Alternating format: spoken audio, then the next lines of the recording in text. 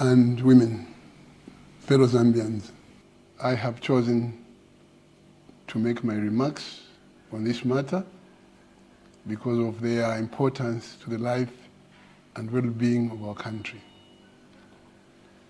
You are aware that recently there has been legal petitions against my eligibility to stand as a presidential candidate in both 2021 and the future. This matter has been settled by the Constitutional Court. The reopening of what was settled remains illegal and a clear act of lawlessness. It is now common knowledge that the petitioners are surrogates of State House and remove those perceived to have vested interests in the case. My hope and prayers are that there will be respect accorded to my application currently before the court to help restore confidence in the courts and the judiciary. The recent events where professionals have been removed and punished for doing a professional job makes a very sad turn of events.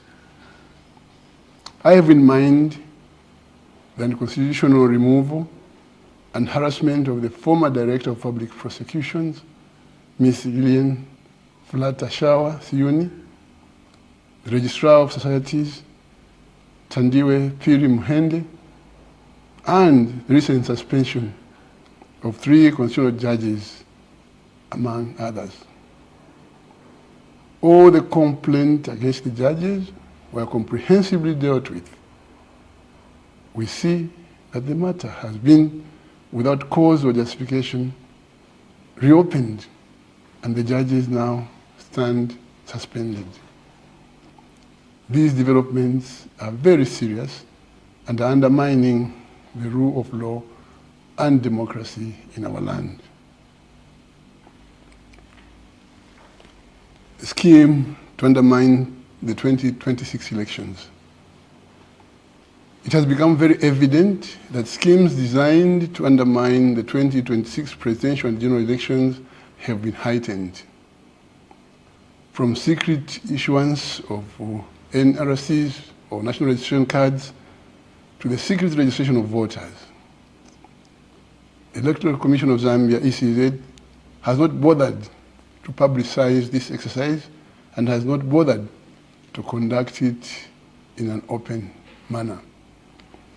All these devious schemes are being implemented to attempt to destroy the opposition, decimate viable and credible candidates, and present an opportunity for the UPND to seal the 2026 election.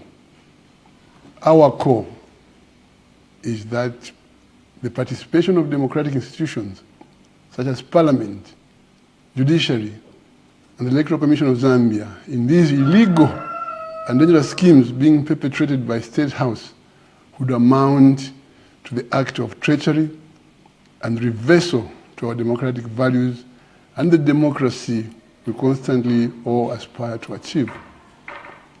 These actions are threatening our national security and our cherished peace. We make this call to Zambians, who are the real custodians of both our peace and security, that democratic dividends earned so far must not be lost. Both our independence in 1964 and our democracy in 1991 were hard fought for, and the sacrifices made by our forefathers must never be sacrificed at the altar of political expedience and narrow partisan interests being perpetrated by President Hichilema. Instead of focusing on the numerous challenges and crises facing our country, such as load shedding, high cost of living, poverty, unemployment, lack of economic opportunity, volatile exchange rate, rising debt, and rising inflation, and the economic collapse that we face, President Hichilema is engaged in schemes to retain power at all costs, even at the expense of destroying our democracy and the rule of law. What did he find when he assumed office? What was the price of mealie meal, fuel, electricity, fertilizer, cooking oil, sugar? Ask yourself these questions. What was the price of mealie meal? What was the price of fuel? What was the price of electricity, fertilizer, cooking oil, and sugar, amongst other commodities at the time he assumed office? Today, in the case of